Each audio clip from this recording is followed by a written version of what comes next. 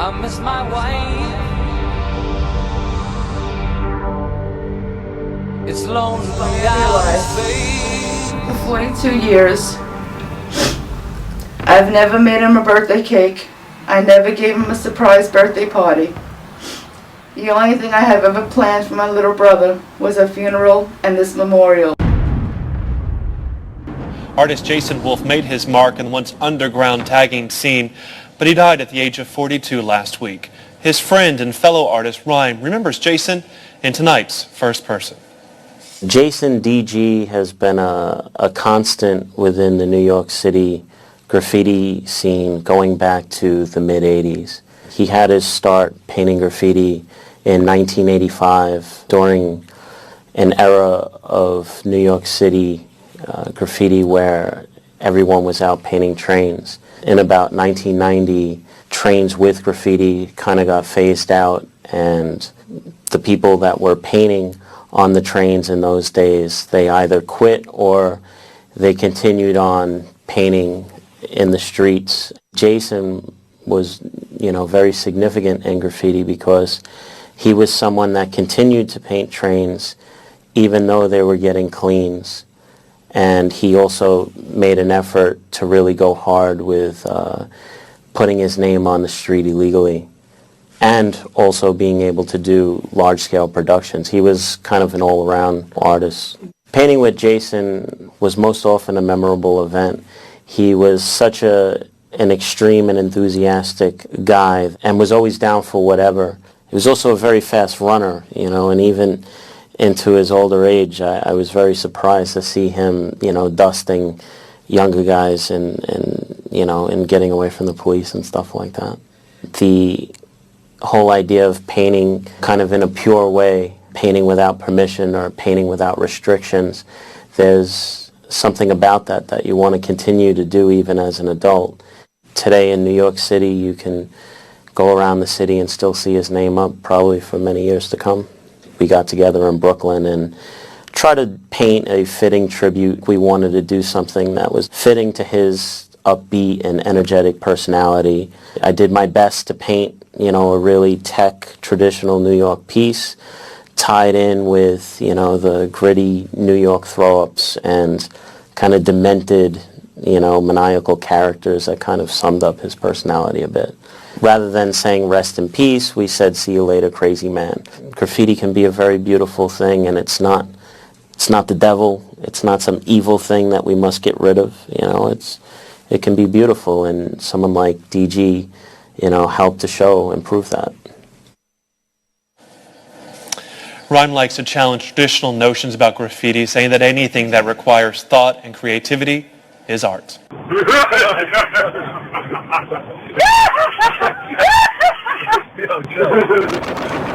Hard with paint.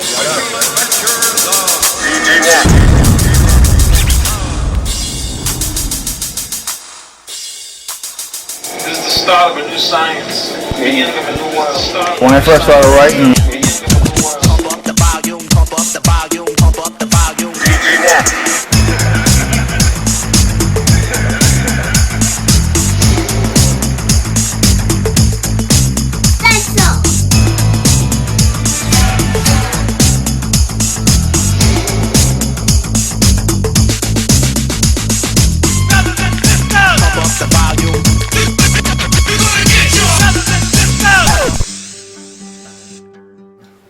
Everyone knows Jason as a great graffiti artist.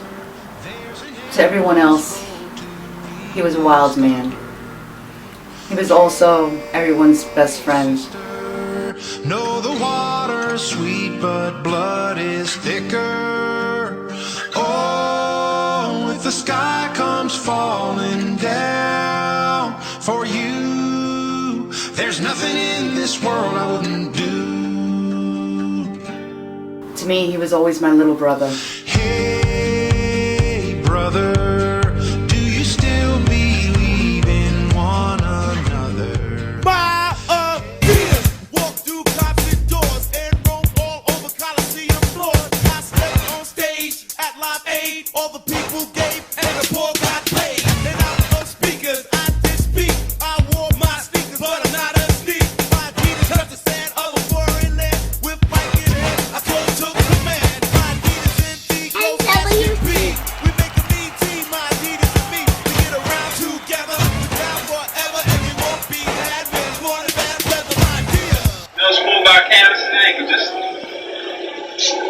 don't have to worry about some toy coming over and ragging and shit.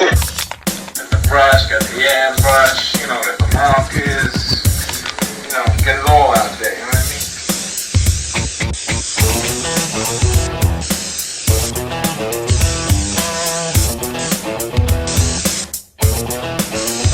Hands up, backseat level. That's always undercover. And I talk to my daddy, say, send your 18 till you're down on a and it's sure to be a change of ways. The big cheerleader, that's a real big leader. Of times like a river is. And the best thing, love it. Was a sister and a cousin, and it started with a little kid like this. I bond the M line because the people who I look up to always bond the M line. When you bond the M yard, your train rides on the L's, the R's, the M's.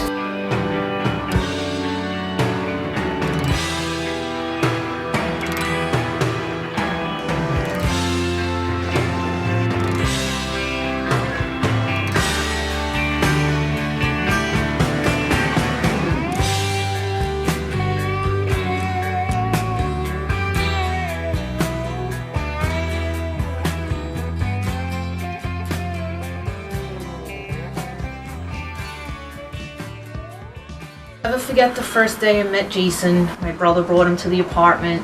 He was like, you gotta meet this guy, DG. I looked up to him since I was a kid. He was so excited for me to meet him, and Jason came over. He didn't think he was that special, you know, and just his humble way that he had about him just really got my attention. Once I got to know him and his caring way and concern for me, I fell in love with him. We became so close so fast. He became my best friend, my soulmate, and person I could depend on. I'll wait for you. When my parents moved to Florida, I didn't know how I was going to survive without my mom, but Jason got me through it. He became my rock, and we had our own little family, me, him, and our dog Carly. And I wait without you. Without you.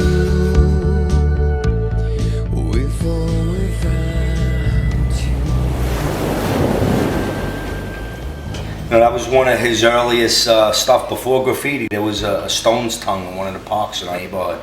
And I remember we were in the park and Jay goes, I could do that better, and he did.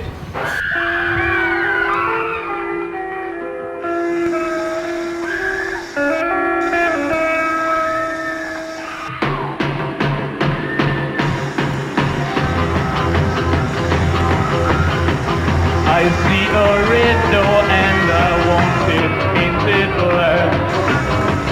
No colors anymore, I want them to turn black. I see the girls go by dressed in their summer clothes. I have to turn my head until my darkness goes. I see a line of cars and they're all painted black. Flowers and my love hope never to come back. We will burn the heads and wait down. They wanna be down with the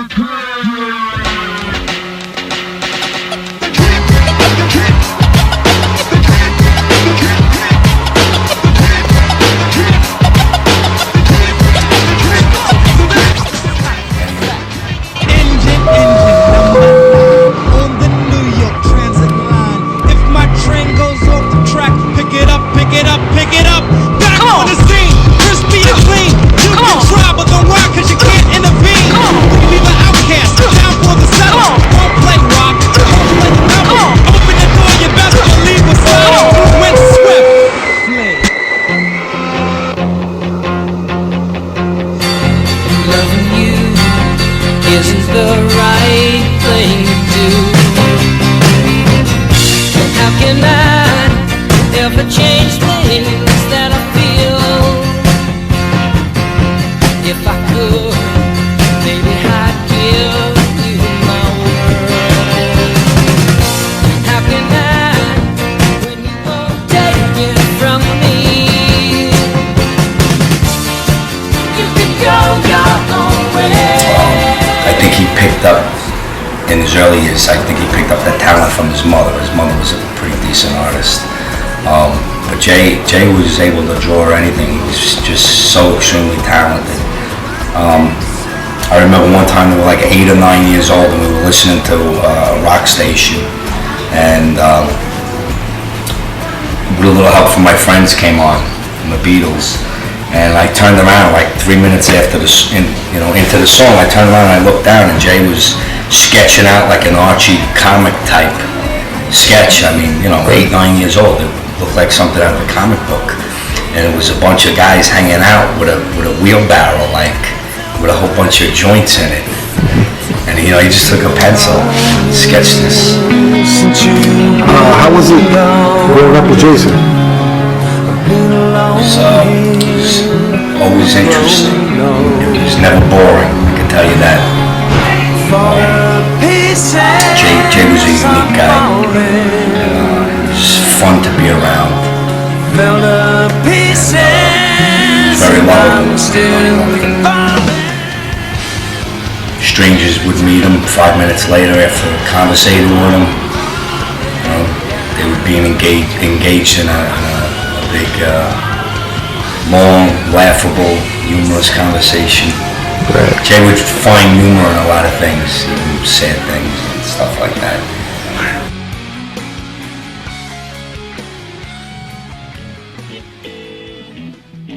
Even in the water, I can swim, but only if my feet touches the floor. I can go in the ocean, but only up to my waist. Only with Jason, I can swim in a 9 feet deep pool. Only with Jason, I could go in the ocean up to my neck. Only with him, I felt safe enough. Only with him, I wasn't afraid.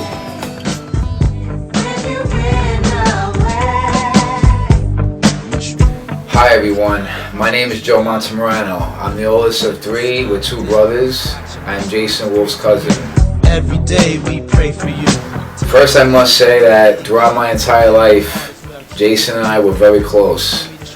We shared many great times together. Jason lived with me when I was a kid.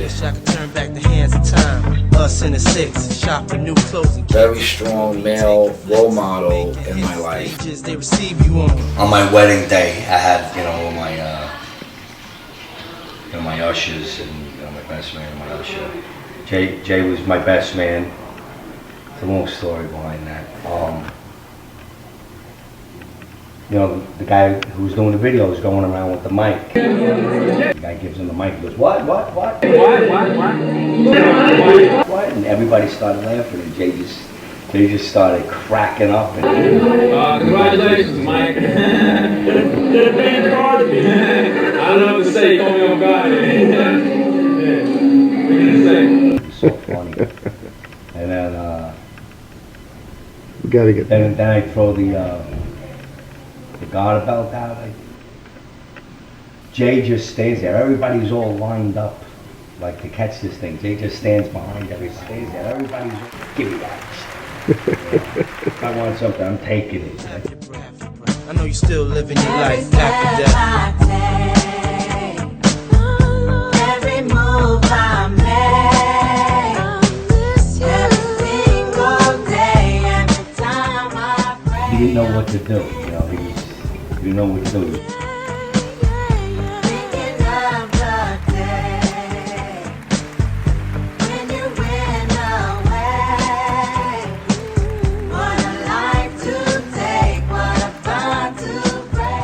Rubbing it on the girl's leg, and she was a little young, and her father was there. And I just stopped. So when I showed him the tape, he goes, "Oh, Mike," he goes, "how many people seen this?" I said, "Well, everybody got a copy, Jay." And he was so mad. Oh, no, yeah, that's...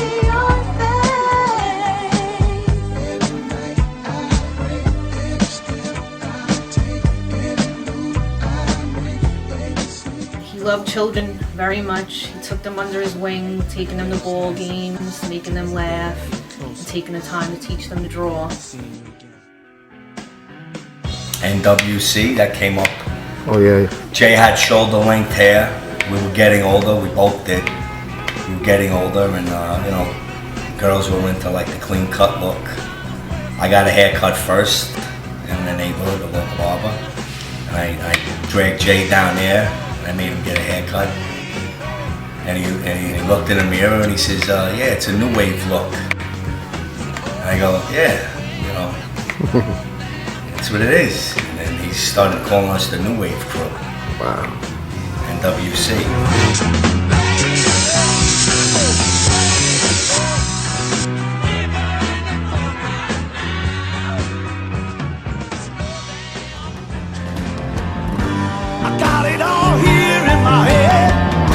There's nothing more needs to be said. I'm just banging on my own piano. I'm getting in tune to the spade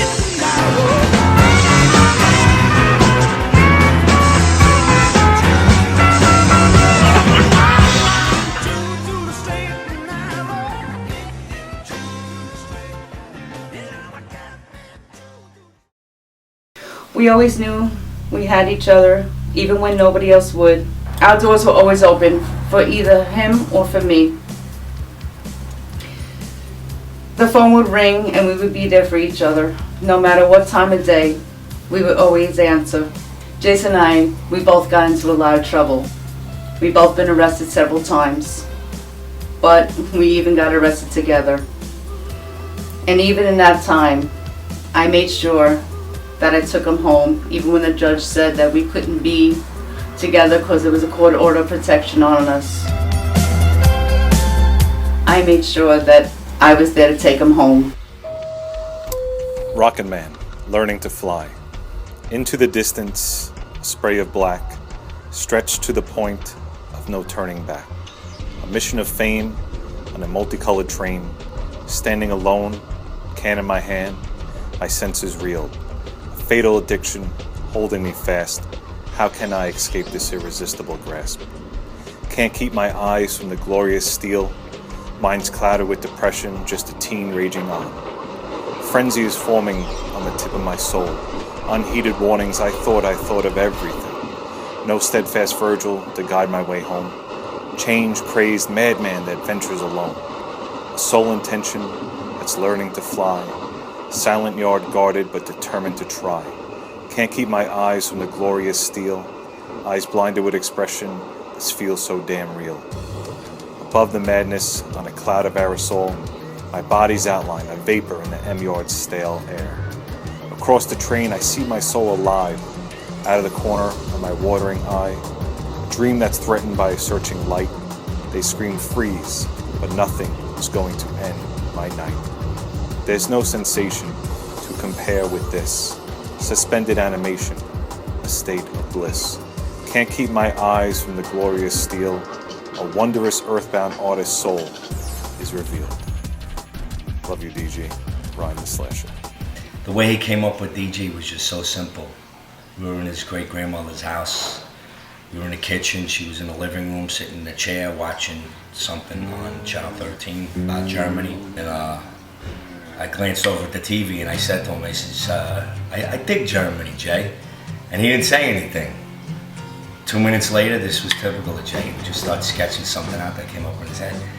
So he was sketching out dig Germany. Next thing you know, he abbreviated it. It's that simple. I sit alone in my four-cornered room staring at candles. Oh, that shit is on? Let me drop some shit like this here. At night I can't sleep, I toss and turn. Candlesticks in the dark, visions of bodies being burned. Four walls just staring at a nigga. I'm paranoid, sleeping with my finger on the trigger. My mother's always stressing I ain't living right, but I ain't going out without a fight. See, every time my eyes close, I start sweating and blood starts coming out my nose. It's somebody watching the act, but I don't know who it is, so I'm watching my back. I can see him when I'm deep in the covers. When I awake, I don't see the motherfucker. He owns a black hat like I own, a black suit and a cane like my own. Some might say take a chill.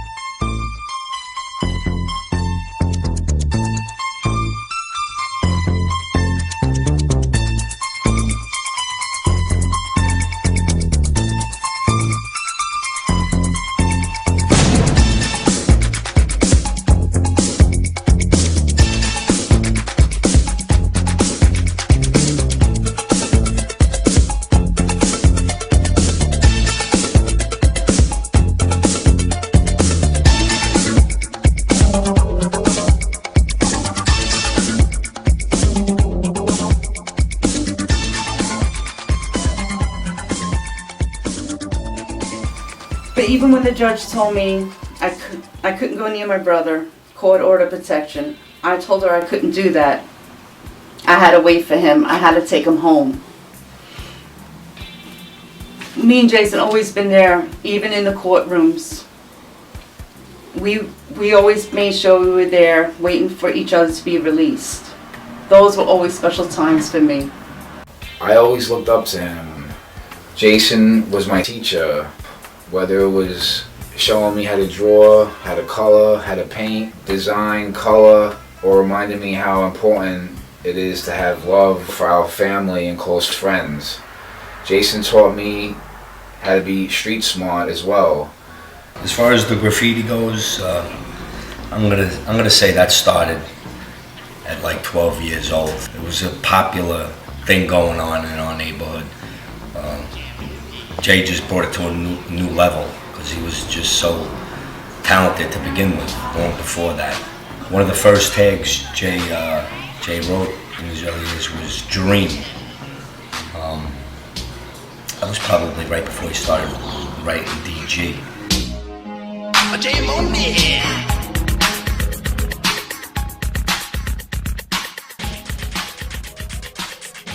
He was my other half, my better half. We became so close that his mom used to call me Little Jason. I knew everything he was going to say before he even said it. Of course, we had our ups and downs, but the ups always outweighed the downs.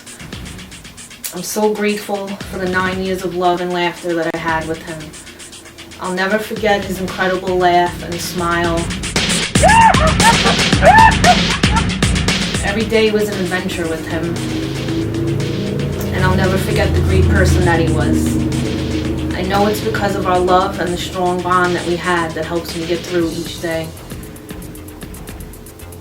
And just knowing that we'll meet again. Until then, I'll keep him in my heart and hear his voice guiding me through my life always. He had a whole new set of friends. A whole new world opened up for him. I got into heavy metal, 2 different worlds. It was also at this time we started drifting apart. But we always knew that we had each other, no matter what. We had a lot of rough times growing up, some really bad ones. But we always knew if one needed the other, we were always there. And like always, we got through. I wanna get out of this. I wonder, is there anything I'm gonna miss? I wonder how it's gonna be when you don't know me. How's it gonna be when you know I'm not there? How's it gonna be when there's no one there to talk to? I've known Jason Wulf since he's 11 years old. My cousin Jeff brought him around, and from the first day we met, he was just hit it off with everybody. He was very enthusiastic about writing graffiti, learning everything he could about graffiti. But generally, he was just a really good guy, and I really don't know too many people he hung out with who do dislike him. He just had that kind of personality.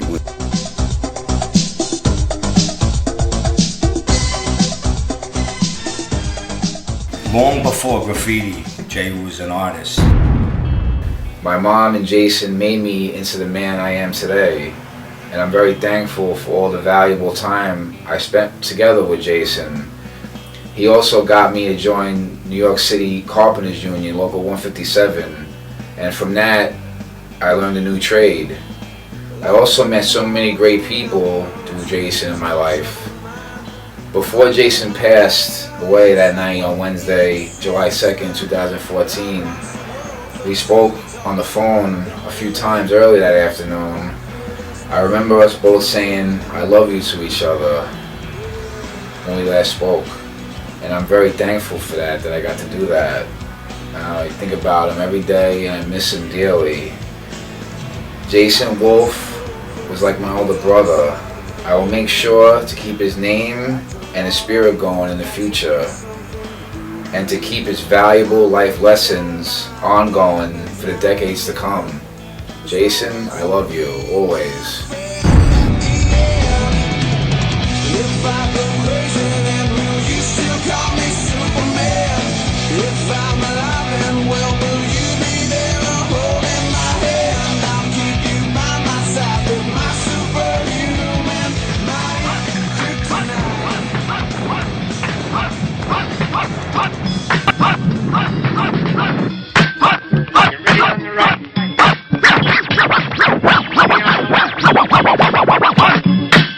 Ready on the firing line. So Theo, what made you get interested in this project? Wow. What made me get interested in this project? I remember when Eric first brought it to my attention, and it was just like the feeling that I got when he brought it to my attention. You know, when someone asks you to do something, your first instinct, you get a feeling either you want to do it or you don't want to do it. Right. But my first instinct was like, wow, you know, it's not a problem. I want to do it because I can look in his eyes and tell that he really, really was very passionate about doing this, you know. And me myself, you know, being, you know, into this, into this culture and into this art form for so many years, I've seen a lot of DJs, pass away. A lot of good DJs pass away that we did a lot of functions for. I've seen a lot of MCs die, and we did a lot of functions for them. And DG, and to know that, wow, this guy, he was very passionate about what he did, and when I looked around, came here and looked around at all of the paintings and stuff like that, and Eric showed me some of the paintings and stuff like that, and I said, like, this guy's really, really passionate about what he's doing, and I'm down for it, not a problem. I was trying to figure out how we can do it and how I can, input my contribution to this.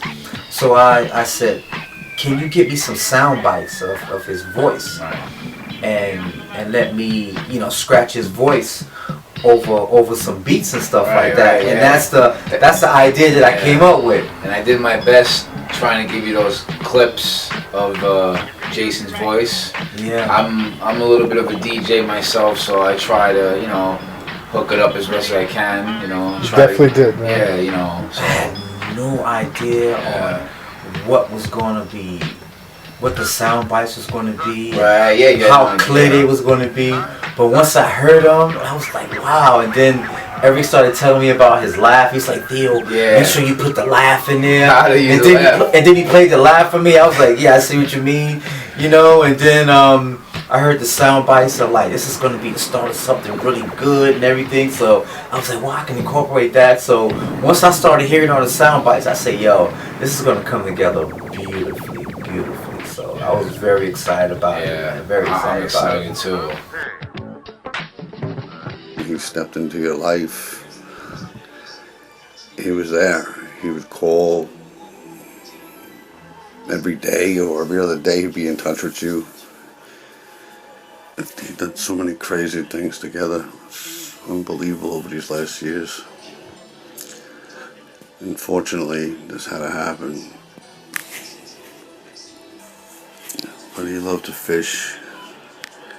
His grandfather was Captain Nappy, the fluke champion.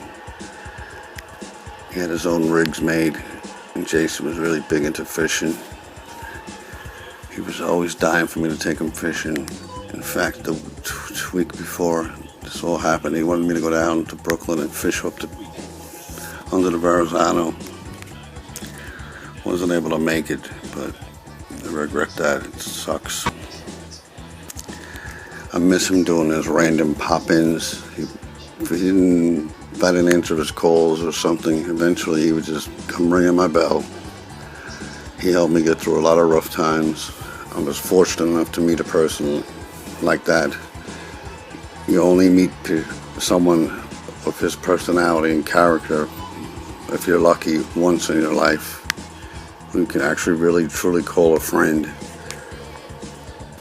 And he's one of those persons who I actually consider myself, friends. And I lost a part of my soul, and when he's gone now, it sucks. I remember at a young age I was going to the High School of Art and Design, and any little trick I would learn on how to blend colors or use colors, I would show him. We'd go to his house, his little grandmother, like Tweety Bird from Bugs Bunny, she reminded me of. Sit in his house and just draw and do sketches and over until we got it just, how he wanted it or we wanted it.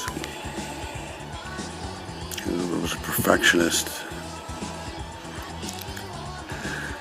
I definitely think he had COD because he was never happy with his work, which was crazy. And after sometimes he'd be overworking something, he'd actually start to fuck it up. Before I had my surgeries, we were going bananas. I got him into doing legal stuff because his track record wasn't paying out. I mean, they never caught him except for the first time, way back in the days when he went with Caves and Revlon. He physically got caught. All the other times he had to turn himself in because they knew who he was. But over the years he was in and out of my life. We started hanging out in 85, and about like 88, his pop shipped him out to live with his mom in Long Island. He disappeared for like a year or two, came back. Then he was living in Brooklyn, and he would come back in the neighborhood every once in a while. We'd all hook up because we always hung out at the same spot, the ice cream parlor, over in the Roost, or up in Madison Park.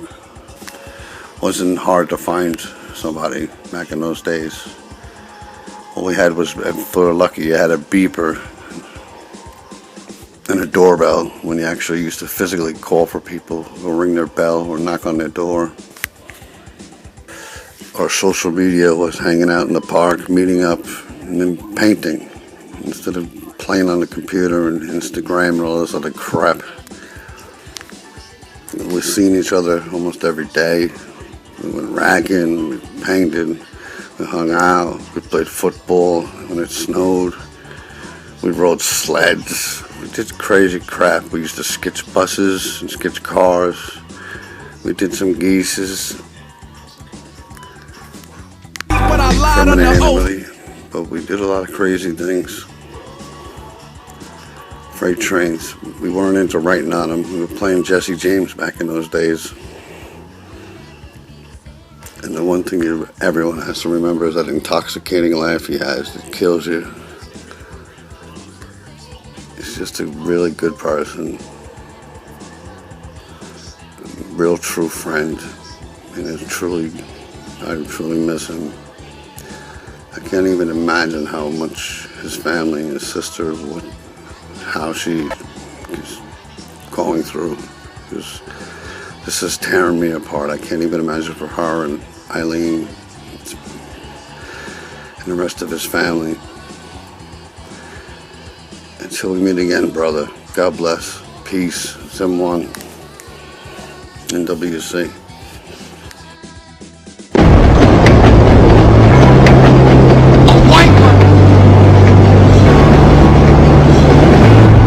John Chartier. I played Ramo with Beat Street. We're at the 25th Street station where Jason Wulf died. When I first heard about Jason Wulf, I was shocked. I was depressed. I couldn't help but feel the parallels between his life and the character I played. How much integrity, how much passion he had for his work. How he was all about getting up on those trains and creating something so people could see it, and so he could live a living testimony, living art, rebel art, outlaw art. I was inspired, and I said to myself, if in Beat Street I portrayed 1/10 of his passion and integrity, if I showed one small part of the man that Jason Wulf was, then I want something better than an Oscar. Ramo, Jason Wulf.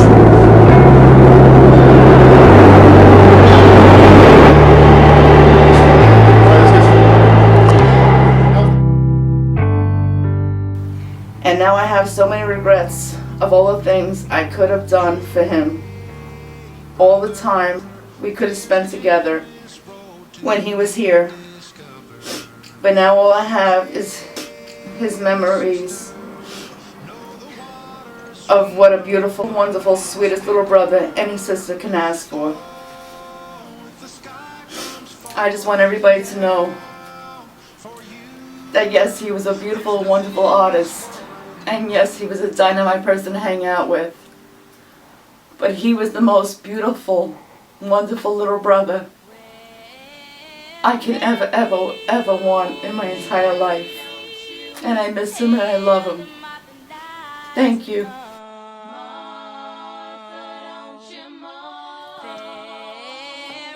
When I began editing all of Jason's footage, the last time I had seen him was back in 1990 something, early. He wrote with us back in the day, 1988, 87. I met him when he was 16. I know it's because of the love and the strong bond that Jason and I had that I'm able to get through each day, and just knowing in my heart that we'll meet again one day. And out of all the editing I've done for this particular little montage for the memorial, what hit me the hardest was all of his sign work. He was trying to do good things. I feel Jason around me in spirit, and sometimes throughout the day, randomly, I feel that I could just talk to him and he's there. And I know that because I feel it, and you know, that means more to me than anything. And that's how I really feel.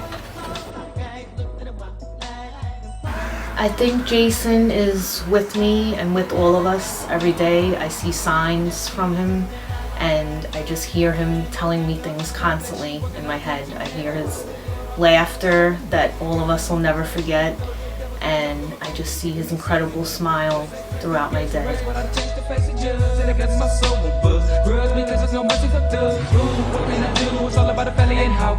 Where's Jason right now? He's right here.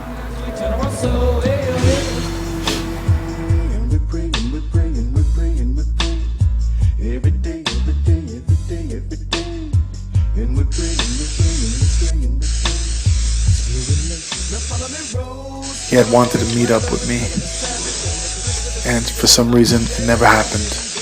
He sent me a piece, which to this day I think is the most amazing piece ever. He put so much effort into it, just like I knew he always did. What also hit me is the palm trees and the look into paradise. He was starting to get a look into paradise, almost like foreshadowing, you know? Anyway, the last thing he said to me was, I remember being in your room doing pieces, and it was like 1,000 degrees, and we're listening to Public Enemy. Anyway, Jay, from one joker to another, one brother to another, I love you, man. Safe trip. Song just popped on, isn't that odd? Captain Jack, yeah. Jack just popped on. You want to say something to Jason? Jay just probably put the song on. I think so. I was going to ask you if he liked the song, because it's just weird that it just came on. And he shut it off too. Yeah, exactly. That's his humor right there. He's like, point that out. He's like, you'll never know what I'm doing, brothers. Well, that was Jay. Yep. Coconut juice there from the coconut. We got all the coconut stuff here. Then we got our coconut shell we cracked open. These are the tools that you need to open up a coconut. You got your hammer, your screwdriver, and your knife to peel out the shell. And that's it. There goes your coconut opener. There's the juice he got out of the coconut. Now let's see the rest. Oh, here he goes. Oh, babe. Nice. And there you have it, ladies and gents. The coconut. You know, to be a part of this, man, because, you know, graffiti is like the first art form when it comes to hip hop. Yeah, element. Yeah, graffiti was here before the MC. Graffiti was here before the DJ, before the b-boy, you know, and to you know, you guys to be passionate about something that he's passionate about, and you know, to be able to look at his work now and to because I mean, this is a form of expression. Yep. And to look at it, you can tell, like, okay, you know, when he did this painting, he must have been feeling really happy because you can see the colors. You know, it was like happy colors and stuff like that. And then you can look at another painting that he might do. And be like, wow, you know, he must have had something really serious on his mind, because you can look at the painting and tell that he was really, really deep into it. You know, he's the ultimate artist, and then he was the ultimate bomber.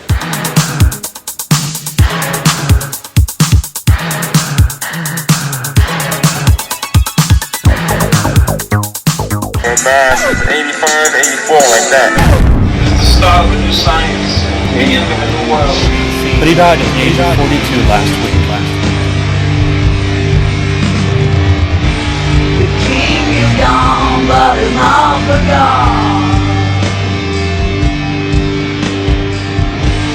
Yes, it's the story of a Johnny Rotter. It's better to fall down than to fade away. The king is gone, but he's not forgone. Yeah,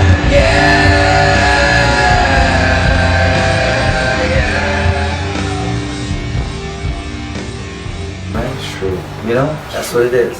You know?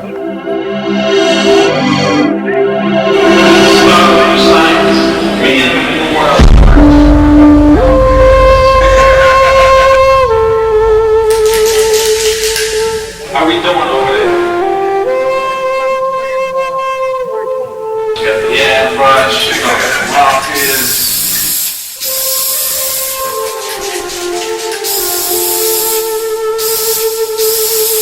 Right now, Texas, right now, ghetto building from New York.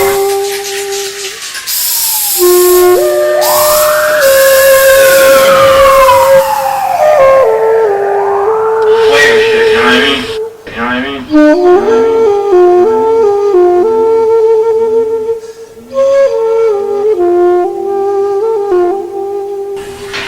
Work from all kinds of mediums, yeah.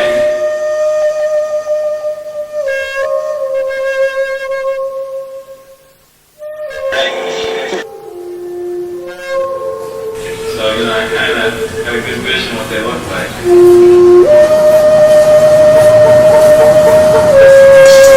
I just love doing the drawing, the brush. I love the strong shit.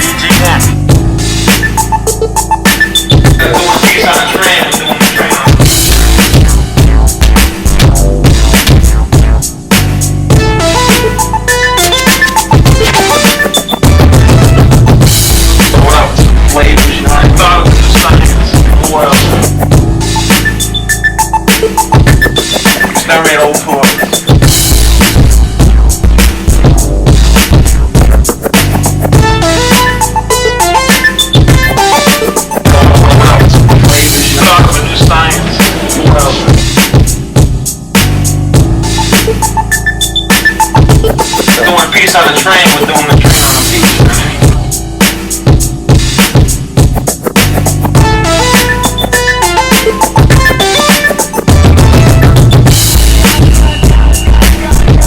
It's like one of those painted buildings in Bush Street. No, it's over there, it's for the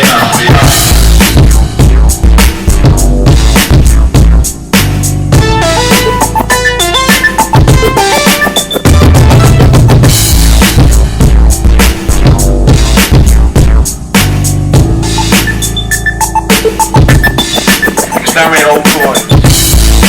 Thought of a new science. Thought of a new science. I got that right. How we doing over there? Reporters cloud, producers job. They wanna be down with the king.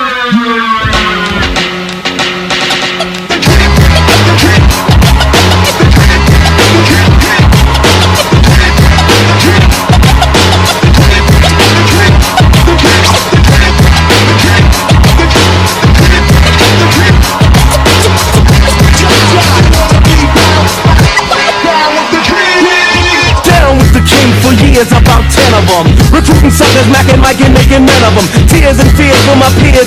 Say risen, you think that it is, if not it isn't. Race for the border, my daughter could be to banging out. Cheeks rocking beats in the streets and it's time for hanging out. Gather, or rather from a circle right out loud. Just the brothers or others could never ever rock a crowd. Is it because he's running off with the mouth? Or was he really clearly trying to play it out? No, shut him down. The king with the crown. Cause all you wanna be is to get down. Down with the king. Come on.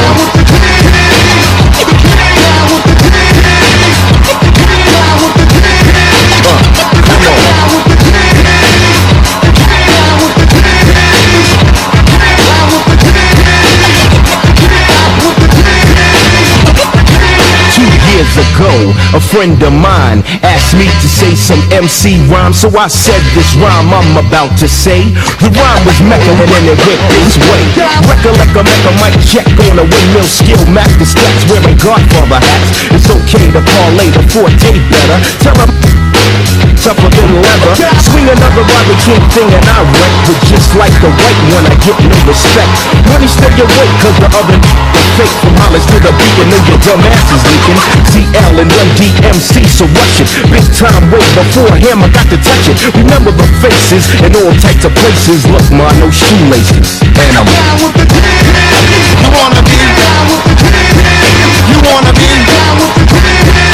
You wanna be down with the king. Down with the king. Down with the king. You wanna be, you wanna be, you wanna be. Check it. I'm taking the tours, I'm wrecking the land. I keep it hardcore cause it's dope, man. These are the roughest, toughest words I ever wrote down. Not meant for a hole like a slow jam, check it. Sucker MCs could never swing with D because of all the things that I bring with me. Only G.O.D. could be a king to me. And if the G.O.D. be in me, then a king I be. The microphone is granted when it's handed to me. I was planted on this planet and I plan to MC. The MC themes only seem to agree that I rock the world and the society. Outrageous on the stages with a tuna verse. I give praises from these pages to the universe. My voice is raw, my lyrics is raw. I keep it hardcore like you never saw you wanna be. You wanna be. You know you wanna be. You wanna be. You wanna be. You know you wanna be. You down with the CL, down with the body. Down with the I'm the man you see in the place to be. I went to John Jay University, and since kindergarten I acquired the knowledge. And after 12th grade I went straight to college. Down with the kings on the mic, a full swinger. The B to the R, not an R&B singer. The R to the U-N-D-M-C. And the fly human beings, tonight I hold the key. Flowing with the folk track, hear the soul brother black. Pick up the bass, better yet through the space. So let me put my big black twinkie on into the early morning. Had skins zoning, Mecca, yo, you want the Mecca, yo. I make a funky beat so we can blow, check it out. He rocks the beat, now put you in a headlock. And now all the yada yada flock, cause I'm down with the kings. Down with the kings. Down with the kings. Down with the kings. Down with the kings.